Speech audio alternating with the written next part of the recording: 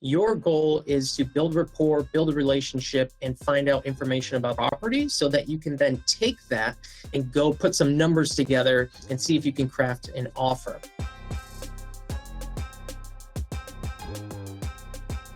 Even if you get lucky and you find success in storage, you're probably not going to see a paycheck from that in maybe 3 months, maybe 6 months, it could be a year.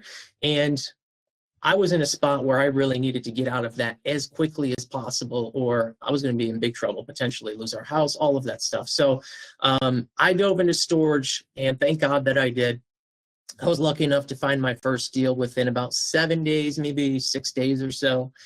And how I found it. So I went to Facebook to find my first deal. And when I first decided I was going to start doing storage investing, I didn't know the first thing. I didn't have prior real estate investing experience. And so the storage rebellion was pretty brand new at that time. And Mike Wagner had these storage trainings. I know some of you here have gone through those trainings.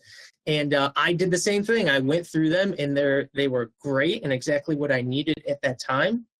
And so it showed me the ropes and the steps that I needed to take. And I wasn't full of confidence, but I went out and I followed those specific steps. And I knew that the first step was to locate a deal. Okay, just find the deal and then we'll move on to the next step.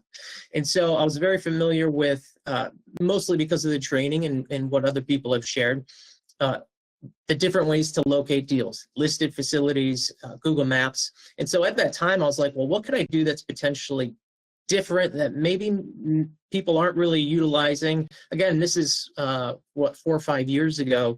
And so I decided to jump onto Facebook and utilize that. I don't know how many people were doing it at that time. And so what I did is I went into the search bar and I would just type in self-storage facilities in Pennsylvania, self-storage facilities, South Carolina. And anybody who had a business page who owned a facility and they had that page, it would populate. And then I would go through each facility to see if it kind of met my criteria just based on appearance. Okay, so if they had pictures of the facility and it looked maybe like a value add, like a little rundown, it looked a little older, those are the properties that I reached out to. And I would just send them a Facebook message. Now, at that time, I don't believe Facebook Marketplace was around. And so now you can use Facebook Marketplace to do this. And it's way more efficient because at that time, I would just send private messages and Facebook would block you after about maybe 30 messages. Maybe it was less than that. And they'd block you for 48 hours because they thought you were spamming people. And so I would send out a small batch, get blocked, wait 48 hours, send out another batch. And I had somebody connect with me who responded back to my message.